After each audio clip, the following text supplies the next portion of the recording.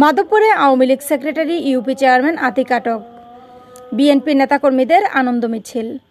মাধবপুর প্রতিনিধির ভিডিও চিত্রে বিস্তারিত। হবিগঞ্জের মাধবপুর উপজেলার আওয়ামী লীগের সাধারণ সম্পাদক ও আন্দিউরা ইউনিয়ন পরিষদের চেয়ারম্যান আতিকুর রহমানকে আটক করেছে মাধবপুর থানা পুলিশ। আজ সোমবার দুপুরে উপজেলা পরিষদ সমন্বয় সভায় যোগদান করতে গেলে পুলিশ তাকে উপজেলা পরিষদের সামনে থেকে আটক করে। পুলিশ জানায়, চেয়ারম্যান আতিকের বিরুদ্ধে একাধিক মামলা রয়েছে। খবরটি ছড়িয়ে পড়তেই মাধবপুরে বিএনপির উদ্যোগে তাৎক্ষণিক আনন্দ মিছিল করা হয়।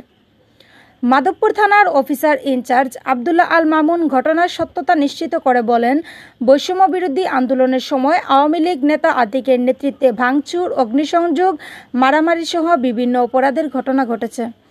দীর্ঘদিন ধরে তিনি আত্মগোপনে ছিলেন। পুলিশ আরও জানায়, তাকে হবিগঞ্জ বিচারাধীন আদালতে সোপর্দ করা হবে।